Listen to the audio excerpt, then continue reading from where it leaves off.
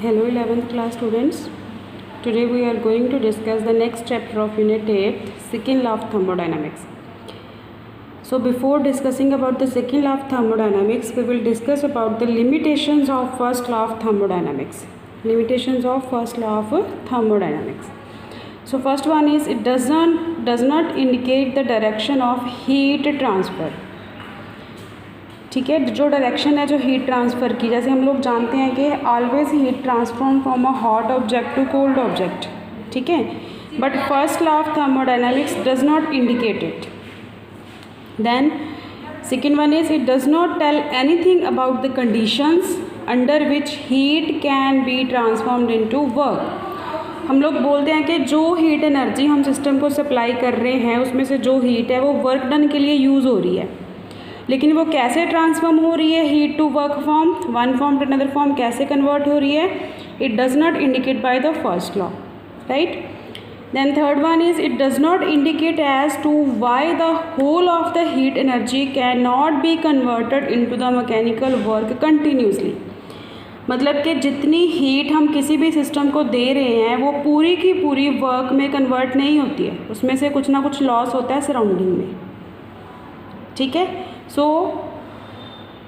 कि whole heat energy जो है वो cannot be converted into mechanical work, इसको वो इंडिकेट नहीं कर रहा फर्स्ट लॉ, ठीक है. सो इसके बाद हमारे पास क्या है, second law of thermodynamics. Second law of thermodynamics, इसमें बच्चे हमारे पास डिफरेंट साइंटिस्ट की स्टेटमेंट्स हैं, ठीक है. सो फर्स्ट हम डिस्कस करेंगे Kelvin's statement of second law of thermodynamics. Kelvin जो है बच्चे it is the name of a scientist, ठीक है. उसने हीट इंजन की परफॉर्मेंस को देख के क्या बोला था कि उसने बोला था कि जो वर्किंग सब्सटेंस है वो सोर्स, मतलब कि जो हाई टेम्परेचर के ऊपर होता है सब्सटेंस, उससे हीट गेन करते हैं, ठीक है. जो वर्क परफॉर्म करना होता है वो वर्क परफॉर्म होता है और बाकी की हीट जो है वो रिजेक्ट कर देते हैं, ठीक है. सो इसी एक्सपेरिमेंट के बेस्ड उसने क्या हमें डेफिनेशन दी है सेकेंड लॉ की. It is impossible to drive a continuous supply of work by cooling a body to a temperature lower than that of the coldest of its surrounding. मतलब कि किसी भी ऑब्जेक्ट से हम कंटिन्यूस सप्लाई ऑफ वर्क जो है वो नहीं ले सकते, इम्पॉसिबल है, ठीक है, जिसका टेम्परेचर जो है वो लोअर है उसकी सराउंडिंग से, ठीक. मतलब कि जो हीट बेसिकली दोनों स्टेटमेंट से हम क्या प्रूव करेंगे कि जो हीट है that always flow from a high temperature to low temperature. Clear बच्चे. Then second one is Clausius statement. Clausius जो है he also perform experiment based on the refrigerator. उसने जो अपनी स्टेटमेंट दी थी बेटा वो रेफ्रिजरेटर के बेस्ड दी थी कि रेफ्रिजरेटर्स जो हैं उनमें हीट जो है वो हमारे पास लो टू हाई टेम्परेचर में रिजेक्ट होती है, लो टू हाई टेम्परेचर. बट ये तभी पॉसिबल है अगर हम उसके ऊपर कोई एक्सटर्नल एजेंसी जो है वर्क कर रही है, ठीक है. जैसे हम लोग इलेक्ट्रिसिटी सप्लाई देते हैं रेफ्रिजरेटर्स को, रेफ्रिजरेटर्स की हीट कम है और जो उसके पीछे ब्लैक कलर की फिन्स लगी होती हैं बच्चे, होती है ना पीछे ब्लैक कलर की पतली पतली प्लेट्स, उनको फिन्स बोलते हैं. उनके थ्रू जो हीट है वो रिजेक्ट करते हैं सराउंडिंग में, ठीक है. और हमारी सराउंडिंग जो है वो रेफ्रिजरेटर के कंपैरेटिव हाई टेम्परेचर पे है, मतलब लो टू हाई कन्वर्ट हो रहा है, ठीक है, लेकिन किसकी वजह से होएगा, some external agency. So according to that statement, Clausius statement, it is impossible for a self acting machine unaided by any external agency to transfer heat from a body at lower temperature to another at higher temperature. के सम external agency को हम लोग use करके heat को low temperature to higher temperature भी transfer कर सकते हैं, right. Then we have the reversible process. It is any process which can be made to proceed in the reverse direction under the same conditions. मतलब कि same temperature, pressure, volume अगर कोई change नहीं आ रहा, जिस डायरेक्शन में process proceed कर रहा है उसी कंडीशंस को फॉलो करके वो वापस अपने ओरिजिनल स्टेट में आ जाएगा, ठीक है. This is called reversible process. जितने भी थर्मल प्रोसेस हैं बच्चे हमारे पास जो स्लो रेट पे परफॉर्म करते हैं, जैसे हमने कंडीशंस पढ़ी थी कि एक्सपैंड और compression should be at a slow speed में होनी चाहिए, ठीक है, आइसोथर्मल प्रोसेस में। सो जितने भी थर्मल प्रोसेस हैं वो किसकी एग्जांपल है, रिवर्सिबल प्रोसेस की, और वो स्लो रेट पे ही परफॉर्म होते हैं। आगे हम इसी चैप्टर में बेटा पढ़ेंगे कार्नोट साइकिल, वो भी रिवर्सिबल प्रोसेस की ही एग्जांपल है, ठीक है। देन है irreversible process, any process which cannot be made to proceed in reverse direction, ठीक है, जो वापस उसी डायरेक्शन को फॉलो करके वापस नहीं आएगा, उसको क्या बोलते हैं, इरिवर्सिबल। इसकी एग्जांपल क्या है हमारे पास, डिफ्यूज़न ऑफ गैसेस, मतलब कि जो इंटरमिक्सिंग हो रही है गैसेस की, उनको हम दोबारा से सेपरेट जो है वो नहीं कर सकते, ठीक है। So diffusion of gases it is the irreversible process. Clear है बच्चे।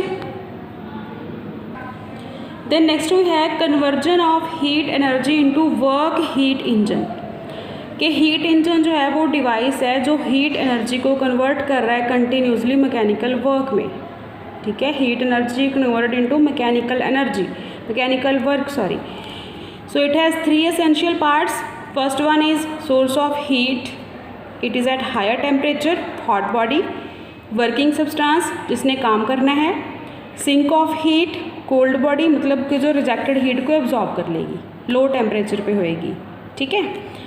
सो इस साइकिल ऑफ ऑपरेशन में क्या होता है बच्चे, this working substance, this is the block diagram, working substance gain the heat from the source, heat gain कर लेगा, जो भी इसने वर्क परफॉर्म करना है, जितनी भी हीट इसकी यूज़ होएगी वो यूज़ कर लेगा, और बाकी क्या कर देगा, रिजेक्ट सिंक को, ठीक है।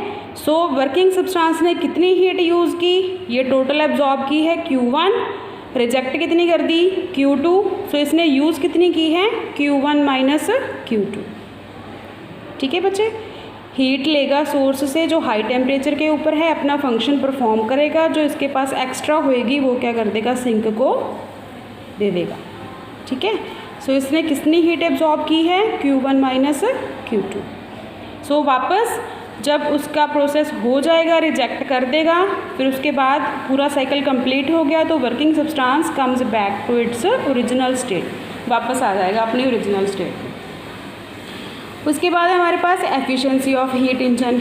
एफिशिएंसी मतलब कि उसके काम करने की क्षमता, ठीक है। इसको कैसे डिफाइन करेंगे, it is the ratio of work obtained, जो इसने वर्क किया है, by heat energy absorbed from the source, कितनी एनर्जी इससे ली है, इन दोनों की रेशो को क्या बोलते हैं हम लोग, एफिशिएंसी, ठीक है। सो एफिशिएंसी किसके पास आ जाएगी हमारे पास, W/Q1। W की वैल्यू क्या है हमारे पास, Q1 minus Q2 over Q1। इसको हम लोग कैसे लिख सकते हैं इस इक्वेशन को, it can be written as Q1/Q1 minus Q2/Q1, separate करके लिख लिया तो ये कैंसिल हो गया, ठीक है। यहाँ पे क्या आ गया हमारे पास 1 minus Q2/Q1। So this is the efficiency of a heat engine. Clear है बच्चे। Then efficiency of a heat engine can never be 100%। 100% efficiency जो है वो नहीं होती है हीट इंजन की। क्यों कि 100% एफिशिएंसी के लिए या फिर इट इज इक्वल टू 1 के लिए हमारे पास क्या पॉसिबिलिटी होनी चाहिए, Q2 should be equals to 0, कि सिंक को कोई भी हीट नहीं जा रही है, वो कोई हीट नहीं एब्जॉर्ब कर रहा, ठीक है। या फिर Q1 शुड बी इनफाइनाइट, ये इनफाइनाइट होएगा, anything by infinite is 0, again it is equal to 1 और 100%। सो सिंक को कोई हीट नहीं जा रही है, सोर्स जो है उसकी जो कैपेसिटी है वो क्या होनी चाहिए, इनफाइनाइट। दोनों ही कंडीशंस जो हैं बच्चे वो पॉसिबल नहीं है हमारे पास, क्योंकि कुछ ना कुछ हीट रिजेक्ट होनी है, ठीक है। और हर सब्सटेंस की कोई ना कोई कैपेसिटी होती है हीट को मेंटेन करने की। सो ना तो Q2 इक्वल्स टू 0 पॉसिबल है और ना ही Q1 is equals to infinity. So both things are not possible, therefore efficiency can never be 100%। Clear है बच्चे।